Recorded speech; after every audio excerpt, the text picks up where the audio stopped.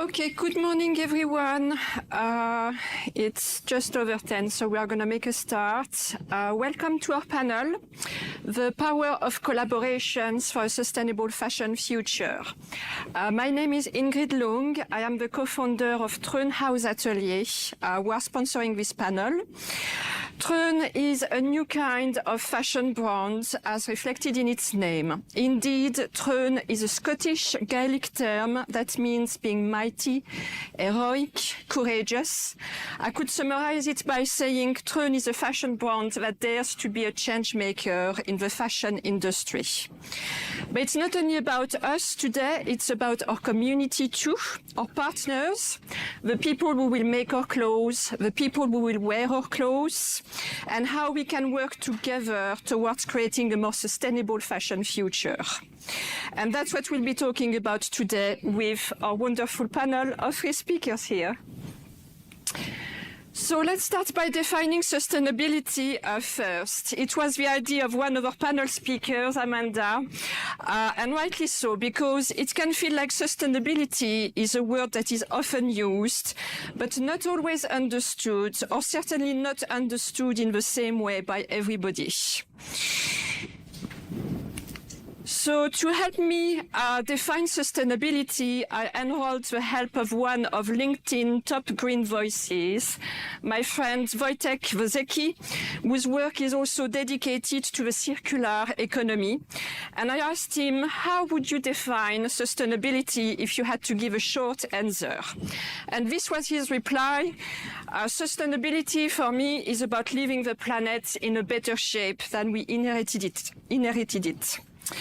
I love this answer because it was simple, and usually I find people tend to want to overcomplicate the meaning of sustainability. And really it doesn't have to be that complicated. It's more about common sense, and it's more about how we can take action rather than being paralyzed or blocked by the meaning of the word or the perception of it being overused. Now, what I didn't anticipate when I asked Wojtek for his definition of sustainability is that a lot of people started to chime in and volunteer their own definition, and it all happens on LinkedIn. And you can see some of them here. It made me laugh because this is when I realized sustainability does mean many things to many people, and the answers, as you can see, are all valid. So if we do a good job today with the panel, hopefully you will have your own definition of sustainability by the end of it. And I am 100% sure that all your answers will be valid, because at the end of the day, it is about leaving the planet in a better shape than we inherited it. And usually I find the answers from people are all a version of this in one form or another. So let's go back to fashion and why we are looking more particularly at fashion today in the context of sustainability. And let's start on a positive note first, because fashion is a wonderful industry. It is one of the most creative and impactful industries in the world. It has the power to inspire us, to connect people, to communicate important messages, to influence people in a better direction, and it has the power to lead us forward towards a brighter future, and that's what we are talking about today. But despite these great attributes, like many other industries, there is also the darker side of fashion. And it is also an industry that contributes to the triple crisis of climate change, of biodiversity loss, and waste and pollution. And this is not something limited to only one country or one place on Earth. It is an issue that exists on a truly global scale. We have inherited from the Industrial Revolution in particular many behaviors and many ways of doing that are counterproductive to us, to the planet where we live, and this is now jeopardizing our future too. We are definitely in the red. It is definitely code red for humanity to put our act together and to create a more sustainable fashion future for our planet and our grandchildren. This is probably when we would need a Bruce Willis or some sort of superheroes to come in and save the world, right? We are in America after all. So how do we come back from the red? How do we make things green again? Well, one factor that can make a massive difference and lead the change we need in the fashion industry is to come together, to tackle these issues and create new ways of doing, of being, of interacting that are beneficial to us and to the planet. Because of, or thanks to the creative power and the influence of fashion in our lives, fashion is a creative conduit to do just that. And by leveraging the power of collaborations and creating momentum with everybody, then yes, we can truly change our world for the better. I like simple graphics that when you see them, they explain a lot. When you look at the scale of the issues we face today, it can feel very overwhelming, especially if you think and act in isolation on your own.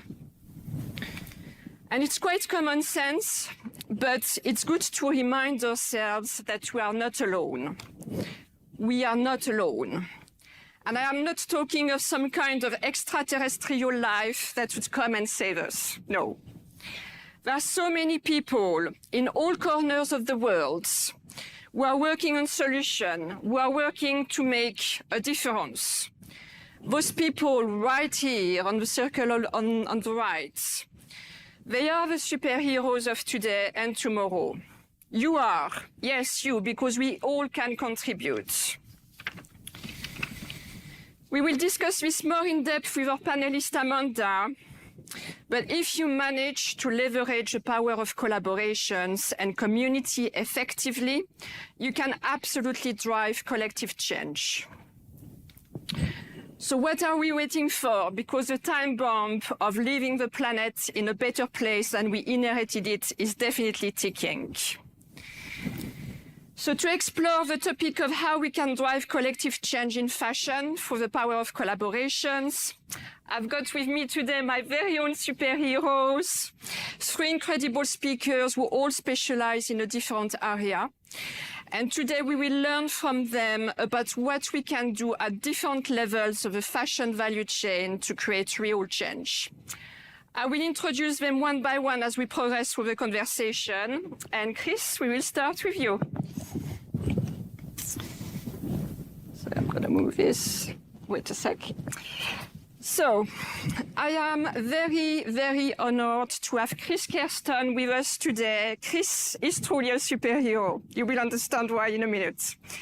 He is the co-CEO of Land to Market, a wonderful organization that works with brands around the world to heal the planet by regenerating its grasslands.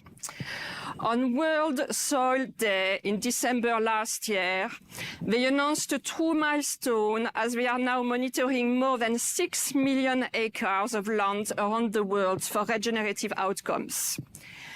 Chris ranched full-time for over 10 years before joining the Savory Institute, a sister company of Land to Market. He has a long-standing passion for regenerative agriculture and has dedicated his life to helping connect ranchers with consumers in ways that create synergistic value for both sides. So Chris, welcome. Thank you. You've got your mic, it works? Does it work? No. Technical help. Now we're here. Yeah, I think we're good. Perfect. Thank you for having me. I'm excited to be here. We're very excited to have you here. So, Chris, we are going to discuss with you why we need to turn our attention to agriculture if we want to create a more sustainable fashion future. And one thing we wanted to make clear for our audience here today from the start is that to solve fashion issues, it's important to go back to the beginning of the fashion value chain, right at its source, which is agriculture. Because part of the challenges we face in fashion today, it's about reconnecting with nature. It's about revaluing the raw materials that are used to make our garments. It's about understanding where they come from and how they are grown. So the first question I wanted to ask you today is, do you think people realize where their garments come from and the good or harm that it can cause to people and planet? Yeah, I think there's a world of complexity in that question of, do consumers care? I think that's some of the piece here, and I think apparel as a whole is trying to wrestle with that and figure that out. We work across luxury, daily wear, lifestyle, outdoor, footwear, accessories. We work across all the categories, and it's different for each one. Each one kind of has their own makeup. But I think the real question that maybe is kind of baked in there is this going to follow a similar pathway to food? Are we going to be able to tout these elevated claims, or are consumers going to care on that level? And this is where the complexity comes in. I think the short answer is no. I think in the Maslowian hierarchy of psychology, I think what we put inside of our bodies to fuel ourselves versus what we put on them are different. But at the same time, I think brands, by and large, probably don't realize how much consumers do care about the environment. And it's like this important issue, this shared value, that there's this like almost awkwardness around. Like the brands aren't sure how to talk to the consumers aren't sure how to like bring it up to their brands. Like, hey, I really love your brand. I've been a supporter for a long time, but I don't know how to talk to you about your environmental impact. The big fear in the industry in apparel is that if we launch something that's environmentally better, what does that mean for the rest of our line? What does that mean for our history and our legacy? And I think in any sort of paradigm shift or change, it takes tip of the spear leaders as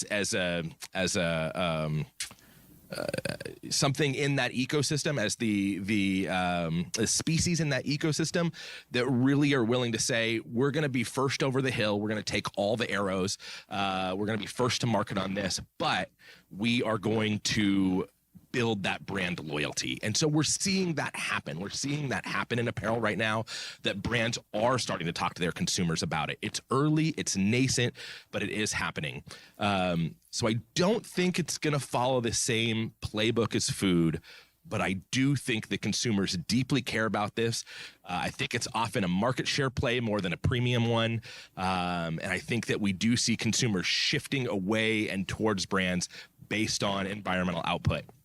But I don't think it's going to be the same, where we're going to see products NASCAR'd with seals and things all over them like we do in food. I think it's going to have a little bit different and more refined play. Yeah, that's great to have your perspective on this.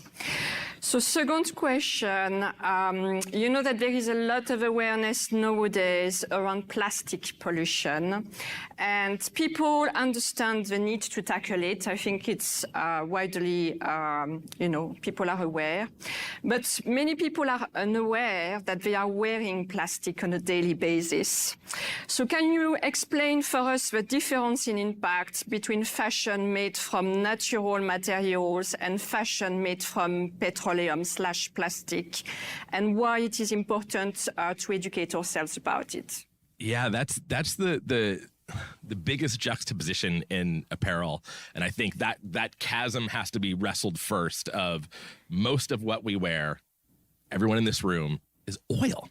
We're flipping wearing oil, for goodness sakes. And this is, we're having this debate around sustainability, and it's literally petroleum products. Sure, these synthetics have some cool properties, and in the right place, they can be well used, but they're by far being overused, and cost is the driver for most of that. So I think there's this chasm between synthetics and oil-based products and then natural materials. And that's kind of the first issue to kind of the decision tree for a brand to work through, is where do we fall on that line? Then the next one down is how much impact can we have along natural materials? Natural materials are amazing. They have incredible properties to them, but there's a whole spectrum of environmental impacts across those materials as well, and cost considerations and other pieces that have to come into that. We work predominantly across wool and leather. Those are our two big materials that we work on for fashion brands. So this is probably a good time to talk about the potential of regenerative agriculture and what that is. So regenerative agriculture, we would actually define sustainability. I love that you started with that. That was so cool. We would actually define sustainability as not making anything worse. So we're keeping things the same. We're sustaining it. And regenerative is about creating net positivity. And so that's where we're getting Both are important. I think this is what's getting lost in the zeitgeist right now and in this lexicon. It's like, well, regenerative is the cool new buzzword. Let's all jump to that. And it's just become this like synonym replacement for sustainability. Both are important. Not making things worse, great. Making things better, awesome. How do we make things better, though? What does that really mean? There's nothing else in the value chain besides biology that can truly have a net positive result. You're never going to have your packaging, whether you go from plastic to crepe paper, that actually makes the world a better place. Our theoretical limit is still net zero. But when we're talking about biology, because we all learned photosynthesis in high school, but yet I've been all over the world, no one ever remembers the C6H12 equation. But it's the most important thing to save the future of humanity right now is we use the power of sunlight, not us, sorry. Plants use the power of sunlight. They take carbon dioxide out of the atmosphere, mix it with hydrogen from water, and make carbohydrates. We take a liability and we turn it into an asset. We take this carbon dioxide that's a greenhouse gas. We need some of it in the air, but we have way too much. Turn it into humus, into organic matter in the soil. When you have more organic matter in the soil, it's the smallest particle. It holds more water. When you have more water and you have water for longer, you get more production and more biodiversity. More output comes out of that. So that's what regenerative agriculture is. That's available in natural materials. Doesn't mean all natural materials get you that. I don't think cotton, for example, can be farmed regeneratively, or if it does, 12x the price. Like, I mean, it's going to go up significantly, maybe 50x. But there are materials that can be raised that can get these net positive results. And there's just nothing else out in the value chain that we can get that from. And so that's the appeal of moving to regenerative, is to be able to get to this space of net positivity.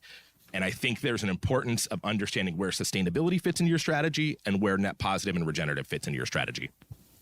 Perfect. Thank you, Chris. So to continue a little bit on this, because I think you mentioned that yourself, but even when fashion is made from natural materials, which would be the ideal choice, because otherwise we are talking it's made of fossil fuels, the methods used to grow natural materials can have very different environmental and social impacts. So what I wanted you to explain today is the difference. What is the difference between regenerative agriculture and what we call industrial agriculture? What are their impacts? Yeah, and it's a challenging one, because I think in a space of humans trying to understand things, we by nature kind of want to throw stones at the thing before. And so we want to look at industrialized agriculture and demonize it to some degree, which maybe has its place. I think we have over factoryized, and that's not a word, and widgetized agriculture and adulterated it on levels that humanity should be ashamed of. But I have yet to meet the farmer, the individual grower, that has malice of heart for their land. And so I think we have to find a way to build bridges in this space.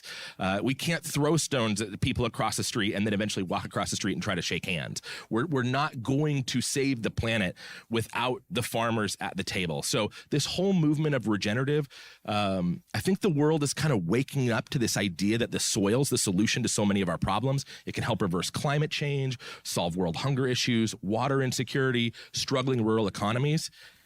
The collective zeitgeist, though, hasn't really got to that. Really means that the grower is the ambassador to that solution. And so for all of human history, farmers have really been relegated to the peasant class. They take more risk than anyone else, and their margins are thinner than anybody else. And so this is the category of people that we need to build bridges with and connect with. And so there is an intensive industrialized agriculture. I think the role of apparel to be able to help transition that and create positive collaborations in that space is unparalleled really with any other industry. I think there's things that can be learned from food, but I think apparel can do some really, really exciting things in that space. Yeah, thank you. Very good points, Chris. So I'm moving to the last two questions. So the theme today, as you know, is the power of collaborations.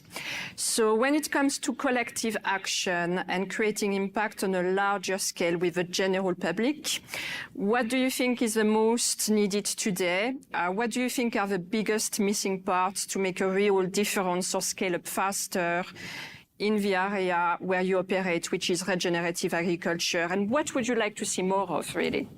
Yeah, so we at Land to Market, we work largely, we are a forward-facing certification, but the real back of house, what we do most of is B2B solutions for brands. And so we show up with them as a sourcing solution and work with them from, they can reach back in their supply chain and we reach forward because we know the farmers, we have that network. And so we started creating really bespoke solutions and creating individualized supply chains. And then as we started to build those relationships and really focus on the middle of the chain, we were able to replicate that and build that out further. So that's predominantly what we do and how we operate. I think the supply chain is the most critical piece. For 10 years, I heard from growers, there's no one out there to buy my materials with the values I have baked into it. And for 10 years, I heard from brands across the whole spectrum industry of food and apparel saying, there's no material out there with the values that I want. And it was the same values and they were getting lost in the supply chain. They were getting lost in commodities and oligarchy structures. And so we came in and said, okay, we've got to create chain of custodies. We've got to create traceability and transparency schemes. And because we're reaching forward where the brands can only look back 1 or 2 steps in their supply chain often before they lose visibility, we could reach forward. And so a milestone for us was when Timberland first came to us and said, we want to launch boots and go fully traceable leather supply chain. We started from the farm forward. We partnered with a great group called Other Half Processing, created a traceability scheme and launched 13 SKUs. We've now done that with UGG and Decker. We work with New Balance, Caring Group. We just launched a line of Balenciaga suits with fully traceable wool. And so now we've got a system and a platform that we're able to scale that and create replicability to that. And so right now it's a member portal. It's moving towards SaaS architecture as time goes on. And I think that first Timberland boot was like the 4-minute mile. That barrier has been crossed, and now all of a sudden everybody can do it. Everybody's on board, and it's a time of incredible hope. Yeah, absolutely. So I think you've anticipated on the last question, but let's expand a little bit on what you were saying, because obviously the more fashion brands support regenerative agriculture, the more people like you and I will have access to clothes with positive impacts. So I wanted to ask you, what would you say, generally speaking, when you look at the fashion landscape today, what would you say is the status between fashion brands and regenerative agriculture? And I wanted to ask you about the network of collaborations you have created in this area to this point in 2024. The collaborations are nascent, but I think it's one of the things we're most proud of. There's stuff happening in industry. So Caring has their regenerative fund, which is super cool. A bunch of other brands are joining into that. But things that we've personally helped facilitate and bring about, we brought together Applegate and Timberland together. So Applegate is a meat company owned by Hormel and brought them together with Timberland.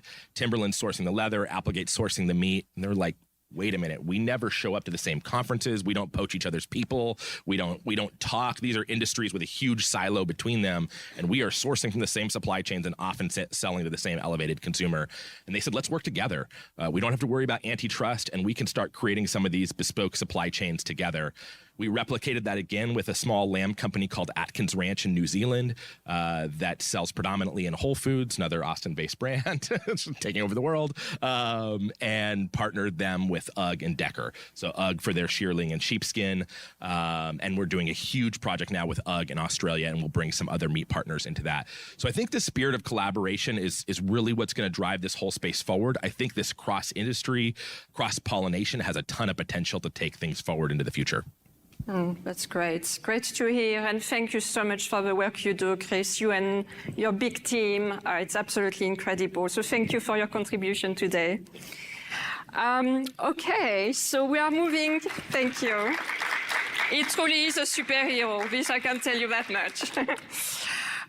So we are moving to our second speaker now. Ladies and gentlemen, I'm very British when I speak English. Please welcome Matthew Wallace. Matthew is the CEO and co-founder of a company called DXM, a fashion tech startup on a mission to change the way people buy apparel by putting the apparel value chain in the hands of the consumer. Matthew is a true leader in the fashion supply chain industry. He has worked in a number of apparel management roles over his career, including as a senior director of sourcing for merchandising at Walmart, a senior VP at apparel manufacturer PVH, which owns Tommy Hilfiger and Calvin Klein. He's a true innovator. He's a risk taker, definitely passionate about innovation and sustainability in the supply chain. He is also very passionate about getting closer to the consumer, as you will see today, about how we can become more sustainable overall and how to reduce waste in the fashion industry.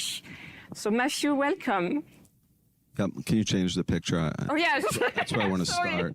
I actually forgot to show some of the great work that you're doing, Chris, with a before and after, which, you know, an image speaks 1,000 words.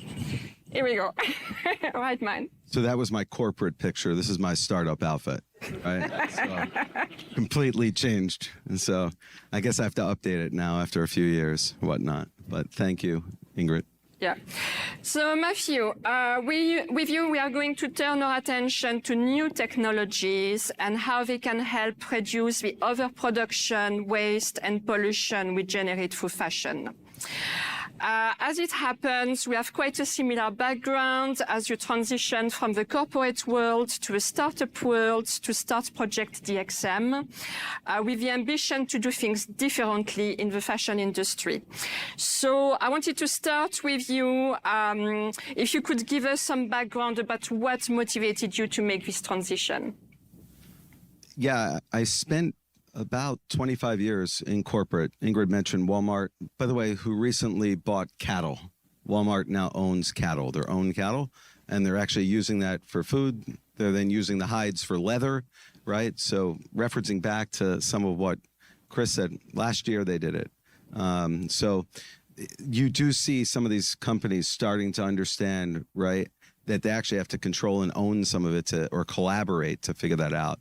But as far as moving from the corporate world into the startup world, I would say, look, I wanted to try and leave a footprint to actually have an effect and make a change on an industry that my family's been in since 1956. So I'm third generation. There's fourth generation that's in it, actually, also one of my children. And I just have not seen a lot of change. I wasn't around in 56, but I was around in the 70s, right? And even the late 60s. It just has not evolved enough. It's evolved. It just has not moved forward like the electronic space, the aerospace industry, the auto industry. It just hasn't evolved. And I really wanted to try and help just get something moving, a flywheel moving on having an effect of it. And I was hoping that some of my background and my previous experience, collaborations, connections, could get enough people around, rallying around, trying to start to do things a little differently. Thank you. Yeah, and we need more people like you, by the way. My wife was not thrilled with that move. So Matthew, you have created a new tech ecosystem called Project DXM. That's an intriguing name.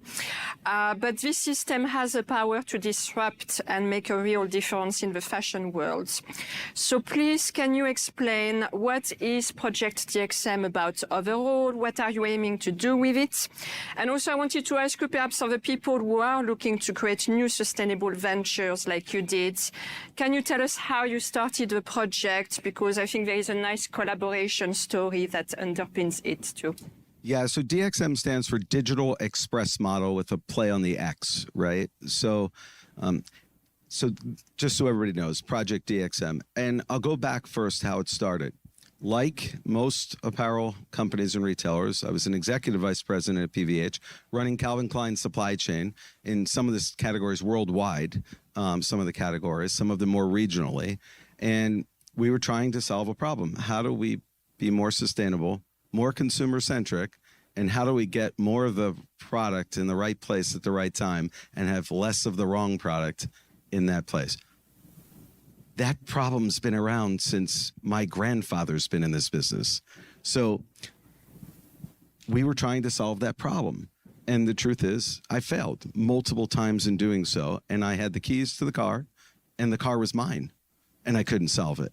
So it really was about what was the missing link to solving that problem. And some of it was really around having technology as an enabler to help do that. So the executives actually at PVH Corp said, well, let's go solve that. And we put together some pretty decks and we presented it to a board meeting. And a year later, said, what do we do with that? Nothing, right? That's very typical in big organizations. But credit to that organization, said, why don't we go figure out how we can do this? And really the background it was, I went and spent a lot of time in Silicon Valley, Taiwan, Korea, Asia, India, talked to a lot of people in the auto industry, the electronics industry, which I had some experience in at Walmart, and said, they already have a model that works.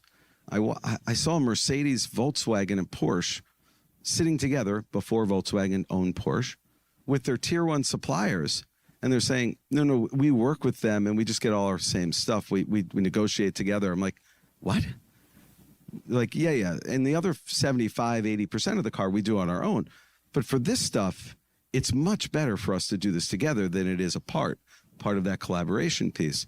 So I came back, I said, I have the model. Cut and paste. They're like, in our industry? I'm like, yeah, we'll just get brands together.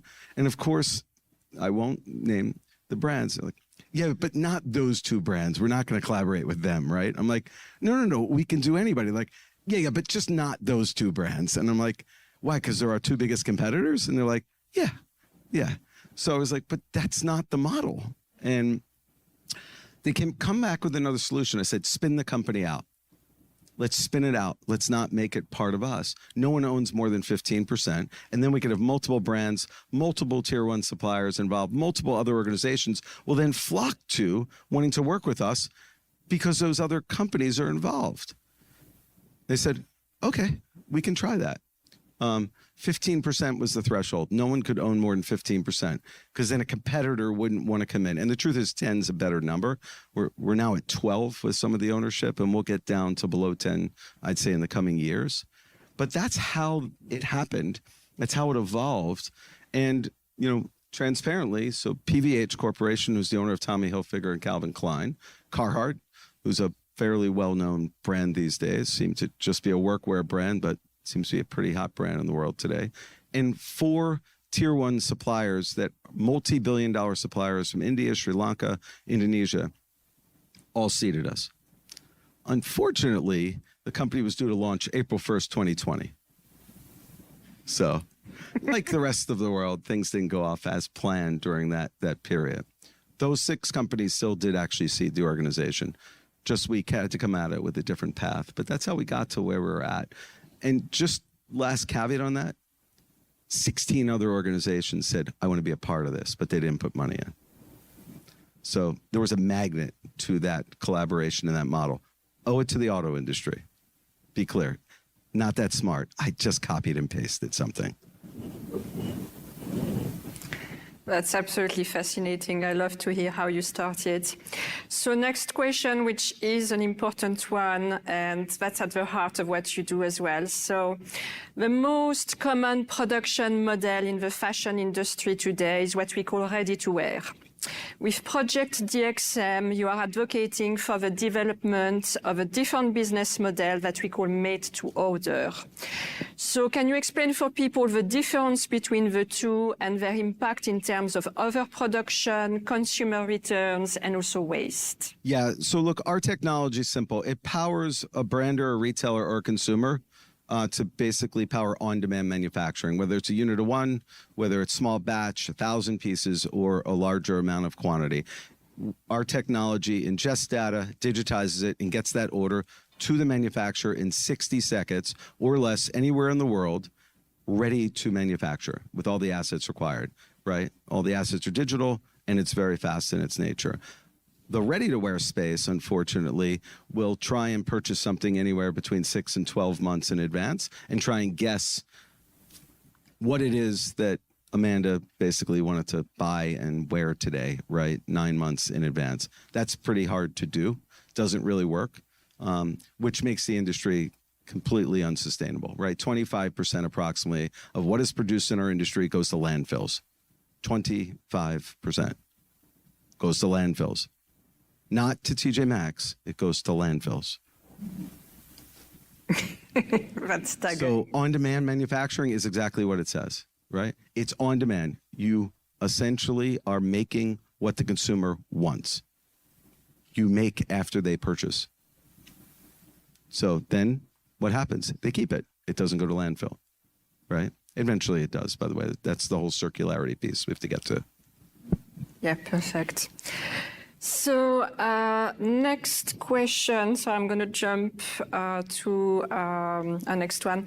So the current ready-to-wear model relies on pre-producing usually 5 standard sizes in high volumes, if we simplify it a little bit. That means that currently we are trying to fit 8 billion people into 5 standard sizes when we are all different with various body shapes. And that's kind of crazy. So I wanted to ask you, can you give us some more details about how the DXM technology works? I don't know if this is when you want the video. In practical terms, and how you are providing new solutions in this area, and what are the benefits for the fashion brands, for people, and ultimately for the planet, as you just explained. Yeah, so I think if you want, you can pull up the video. Everyone's going to watch that, not me. So let's give it a second, which is good.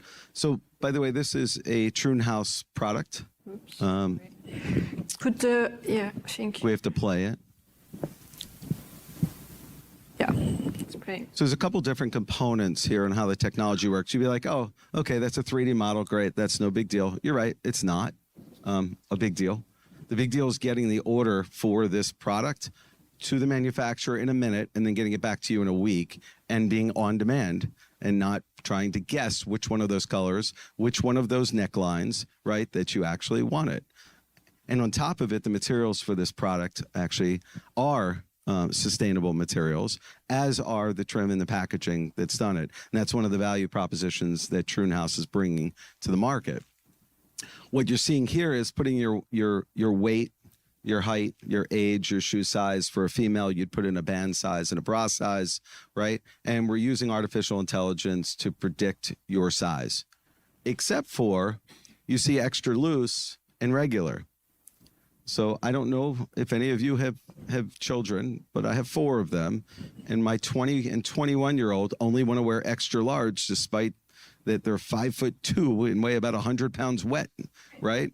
But if they buy a medium, it's too small for them. So fit preference, actually, to your point, Ingrid, on the 5 sizes, right, is actually as important as the size itself, because not everybody wants to necessarily wear exactly how things measure for them.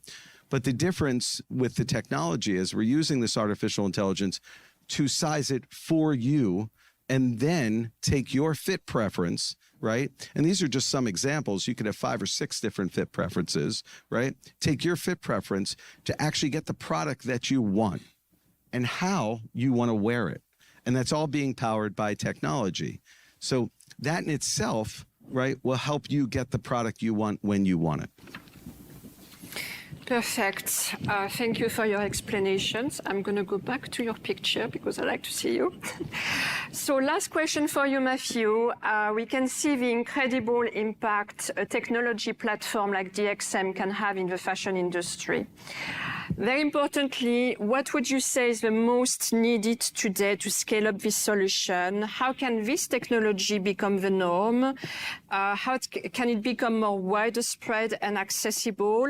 And above all, what impact would a more collective adoption of these new technologies have when it comes to creating a more sustainable fashion future? Yeah, I'll start with the last piece. The impact is just incredibly large, right? 25%, right? We're the second largest polluting industry in the world behind oil and gas at this point. And the impact is just massive. I'm not saying that on-demand manufacturing, by the way, should be 100% of the manufacturing, right? But if you can get it to 25% and have a 25% effect, and you know, one of the things I just wanted to share, Ingrid, and I'll make sure I finish within the time allotted, is this pair of jeans takes 1,800 gallons of water to produce. That's 24 days of water for the average person that they use and consume in Africa. 5.5 days for us in the US. One pair, we make $6.1 billion a year, and 25% of that goes to a landfill. I'm sorry, I couldn't do the math, because when you multiply 1,800 times 6 billion and then try and do it, it doesn't even fit into the square in the Excel sheet. So I just didn't even bother to try and share those numbers with you. That's how big the impact is. How do you scale it? Collaboration. Can't do it alone. So I worked for Walmart, and this is a quote from Walmart when they said they need to do more stuff locally. They need to do stuff more sustainable. We can't do it alone. If they can't do it alone, not going to happen, right? I've heard the same thing from their big competitor, who's that online company too, right? It's collaboration is the way it needs to be done alone. Mindsets have to change, right? You have to get the buy-in from the C-suite. You have to have leadership courage. Unfortunately, it's been difficult to get that, because when you're a public company, profit, growth, rule, not necessarily what to do. This can be a balance between profit and growth, by the way. You just have to get it started and then figure out where the balance is percentage that makes this model work for the industry. And eventually, once technology gets there, I think a lot more of it will be done like this. Thanks, Ingrid. Yeah, absolutely. Thank you so much, Matthew. Very important messages today. So we are moving to our last, but certainly not least speaker, Amanda Russell. I need to bring your picture, otherwise I'm going to be told off. So an introduction to Amanda to start with. Amanda is widely respected as a leader in marketing, an entrepreneur, and an accomplished scholar. By the age of 32, she built and sold 2 businesses, an online fitness subscription community for women, and a digital marketing and production company working with some of the biggest names in fitness. She channeled her deep experience, strong industry reputation, and dissatisfaction with the status quo into developing the world's first fully accredited MBA and EMBA influencer marketing programs at Kellogg's School of Management at Northwestern. And later, she became the founding director of the Global Center for Influence at the University of Texas. Her international experience is vast, something I love about her. She has taught at some of the top schools in the world, including Bocconi University in Milan, London Business School, Harvard, Wharton School of Business, HEC in Paris, New York University, and the University of Stockholm Business School.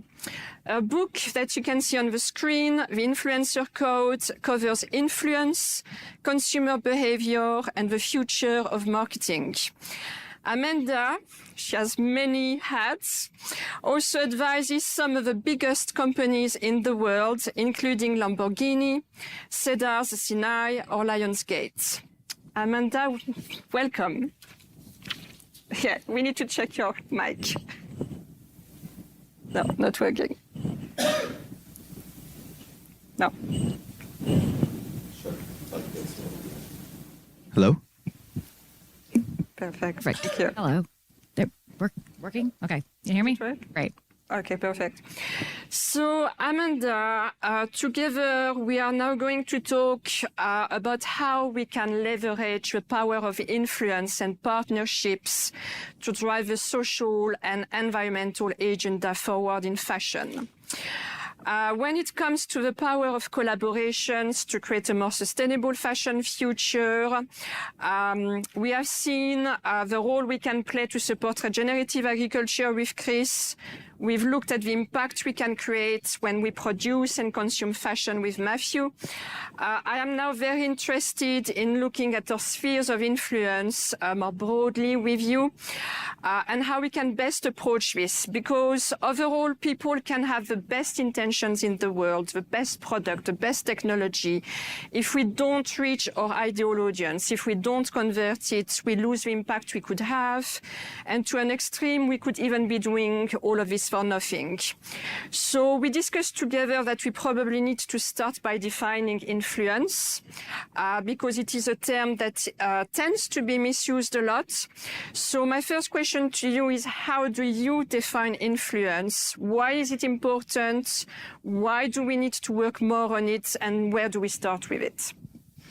Thank you. And I think that is a great start, is coming back to defining the term influence, because everything that we're talking about here today, at this entire conference, every panel you go to, every topic, whether it's sustainability or regenerative or wearing bell bottoms as a new trend, whatever it is, in order for it to be brought to the masses or even to your desired audience of one, you need to know what will influence them. And influence, simply put, is just the ability to create action. Two things: action, ability, and action. And how do you create an action? Is a way of thinking. Action is making a decision. It encompasses everything. Whatever you want the desired audience, person, brand to do. And so the first thing that Chris said was really powerful, which is, does the audience care? And I think also why we started with the term, what is sustainability? Because I will be honest, I research for a living, and when I hear terms like sustainability, and there's a million other terms like it, authenticity, I mean, you name a jargon term that people use over and over, and it tends to make people go freeze and be like, it can mean anything and nothing at all. And when I'm shopping for clothing, do I care about sustainability? Everybody wants to say yes, but then you really have no idea what that means. And I'm not in sustainable industry as in terms of expertise. So I'm like, they're saying they're sustainable. I have no idea. Does it mean that I'm wearing a plastic water bottle as a shirt? I have no idea. So where it has to change, no matter how great if we go 25% in better technology and more sustainable farmers and all of the things, it doesn't matter if we're not understanding how do we retrain the way of thinking so that it matters to people. It's like the what's in it for them. People don't even hear you until you resonate with them on some level. So rather than sustainability or even regenerative or whatever it is, know your audience and understand the factors that are going to affect their decision. And it was interesting because you were saying we pair what we put into our body. Fitness is a great metaphor for all of industry and life. And people care about what they put into their body because they're very concerned about people want to feel good and they want to look good. Well, what if you changed a narrative? And influence is everything. It's collaboration with the partners that influence your audience. It's getting your suppliers as influence. Every stakeholder that touches your business and your supply chain. However, what if you were to change even a narrative, like rather than we're eco-friendly or we're sustainable or whatever the blanket term, we're going to leave the world a better place, which is great. Again, I have no idea what that means. Wearing these pants are going to help me make the world a better place. How? What about what you're putting on your body is going to help your skin, or like whatever it is? Like we are wearing oil. When he said we're all wearing oil, I was like, what? Shit, really? I mean, what do I have to do to change? And how is that going to affect me? Because that's what people care about. And so we have to understand what people care about. So influence is really, it's through the lens. It's all contextual. Every single person in here is an influencer, and every single person in here is influenced. For some reason, it gets a bad connotation. But influence is actually not persuasion. It's not manipulation, and it's not the same as attention. It's like a river and I tell my students this, it's like a river that flows in one direction. As a brand, as a leader, as a person, everybody, don't you want to be the magnet at the end of the river that's going in the same direction? You don't want to be the advertiser or the persuader that's pushing against the river, trying to get your message out there. And it might work because the price is right or because you're giving all kinds of bonuses, but that's not sustainable. Sustainable, not intended. That won't last. People will go, oh yeah, we'll do this for a second. but it's a blip, and then the river just keeps flowing the same direction. So influence is like trying to be the magnet at the end of the river. That's a good definition, Amanda. So second question, we all know the power of community, but we don't first really know how to harness it. And many companies spend enormous amounts of money on influencer marketing for often little results. And just like we tend to have a take, make, dispose relationship with our clothes, there is a similar culture that we see often when it comes to the relationships we form with influencers. So what would be your advice in building a more genuine community?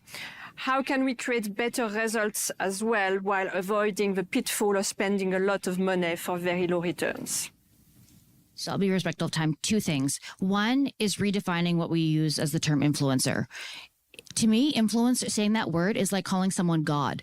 Like, how could you possibly be influential over every single, like, I'm an influencer. Interesting. It's like, and I apologize because there's some great life coaches out there. But again, I'm like, what qualifies in every aspect of life that you will, like, somebody might influence you over one decision, but you wake up tomorrow and you might change the way you think, or they might influence you over your healthcare, but have nothing to do with what pants you're going to wear. So number one is changing that definition and going back to the who and what is really influencing your audience at the for that desired action. Is it buy your product? Is it be more sustainable in the way you define it? Whatever it is. And number two, building community. And we all have to do that. And when we reframe it as relationships versus just these transactions of, we have a stereotype that influencer marketing is paying somebody with a social media following money or in-kind product to talk about us. And that's just advertising. It's modern day advertising.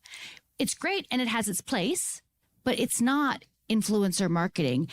Influencer marketing is developing real relationships, and relationships take time. They take trust and they take benevolence, believing that people have your best interests at heart.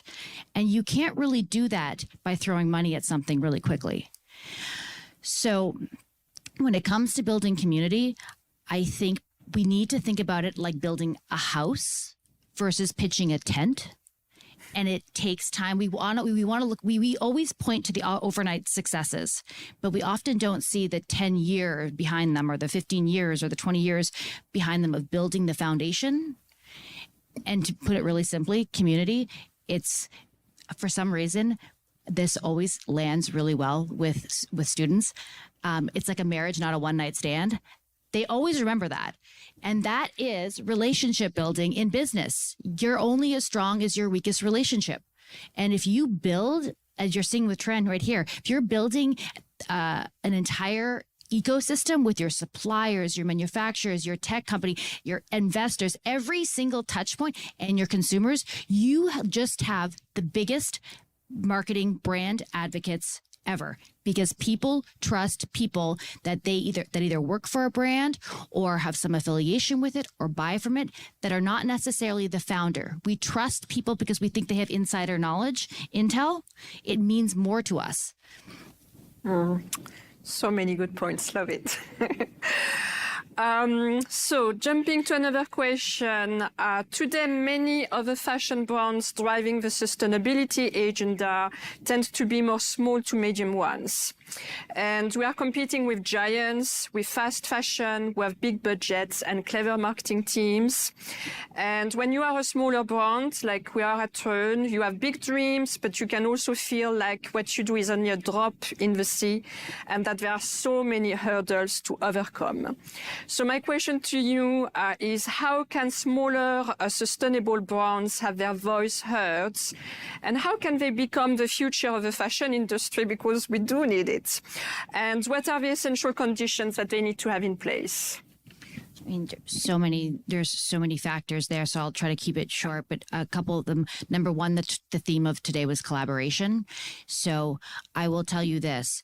it doesn't matter how small you are in terms of following. If you have something valuable to offer and you can benefit somebody else that may be way bigger than you, a big brand, a big celebrity, whatever it is, again, it's influence. It's understanding if I'm nobody, and this is how I started one of my first business, because I started as a school project doing YouTube when YouTube had, people didn't even know it existed, let alone have respect, which is still not there. But telling my family that I was going to do YouTube, you can only imagine what they thought. But how do you get buy-in? How do you get people to respect you when you're, especially a young girl doing jumping jacks on a YouTube video in your apartment? You need somebody that they respect. And so for me, it was always about trying to align with someone that they already had respect for. But I'm not just going to, for me, I was living in New York City at the time. The Plaza Hotel was like my dream. I come from nothing. And I thought that was literally like the castle of the world. So I was like, if I could work with the Plaza, I could work with anybody. Same for any small brand. They're going to laugh at me if I ask them to partner with them. And they're going to tell me that it costs $10,000 an hour to light the ballroom. Like, what are you talking about? You're going to do fitness in here. Yeah, here's your menu of prices. But if you could figure out what's in it for them, and at the time they had just done a renovation, whatever it is, I can go on and on with stories. Everybody has their thing. If you can genuinely offer, find out what it is that motivates them and genuinely create a win-win, you're going to be able to create those partnerships, and they have to be genuine. If you offer value and you don't perform, no one will ever work with you again. And it's not going to be for everybody, but there's always a way. And I think that one of the things that I think has been, when you look back at your life and you see tiny red threads, is not, I've never been very smart, but I've always been able to see, maybe it is that ignorance, seeing opportunity where thinking, no, they're never out of your league. You never realize no one's out of your league. No brand is too big, no whatever. If you can resonate with them on a human level and be of value, so collaboration. And then number 2, everybody starts somewhere. So everybody starts, for lack of a better term in social media marketing, with 1 follower. That becomes 2 followers. So we always look from here to there. We got to start somewhere. Yeah, absolutely. So last question, which I really wanted to ask you, because we all know it can be very difficult to change habits and convince people to transition to something new, even if it is for the better. And if we look at fashion, we have inherited many what I could call unhealthy habits that have real social and environmental consequences, like overproduction, waste, pollution. We discussed this with Matthew. And we tend to all love fashion trends. We are encouraged to always buy something new. We love sales. We are encouraged to always buy more.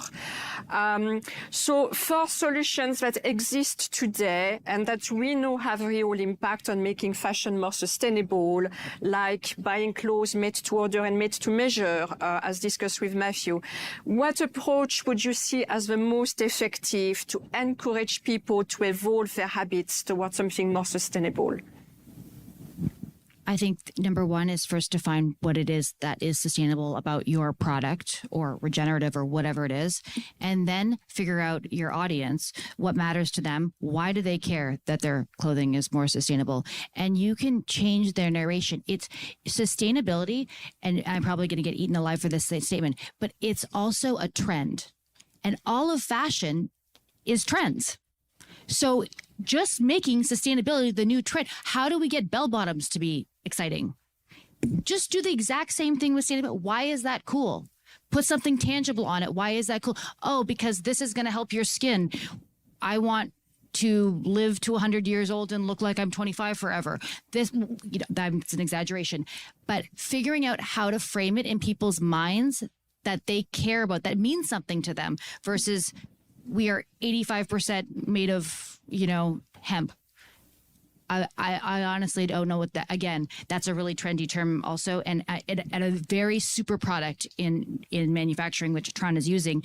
And I've learned this through some colleagues of mine, and I was amazed, but I'm still like, so why do I care that it's made of hemp? Oh, and once you put it into context that matters to me, I care. So just like the fashion trends of every other era, this is our new one. So make it cool. Yeah, let's make it cool. Thank you so much, Amanda. Thank you. So do connect with her because she's got such great, amazing insights. Buy her book because you will find so much more in it. I wanted to finish this panel on one last question for our panelists. What gives you hope for the future of the fashion industry in 2024? So who wants to start? Matthew. Leadership courage. Leadership courage. Someone needs to go, like Chris said, someone needs to jump forward to make the change. Very good. Yeah, in a similar vein, it's that it's happening. 10 years ago we were describing what regenerative is, and now we walk. When I registered this morning, when I got my badge, the woman who gave me my badge goes, "I'm a huge fan of regenerative. I've watched Common Ground, the movie. She's like, celebrities care about this now," and she was super into it. This is going mainstream, and so I think for apparel, there's a whole plethora of stakeholders. I still think the bigger one is investors. We didn't talk about that much, but I still think it's the investors that are really trying to de-risk their portfolios. But consumers are a big part of the equation, and it's happening. Very good. I mean, you guys nailed everything and we were going over, but I will say that fashion used to be like a thing of art. Oh, and he's going. And I think now, yes, art, but the next thing is now that it's a solution for the world. From going from being, it's like anything that evolves, right? Advertising first comes out and people are like, what is this? What is this? And then it becomes like a discipline that you can get a degree in. I think fashion came out and it was like beautiful and it's art. No one thinks about the planet or whatever. And now all of a sudden it's fashion as how about instead of a problem, a solution? Very good. So thank you very much to all three of you and thank you for joining us. This is where we will end this panel. Thank you.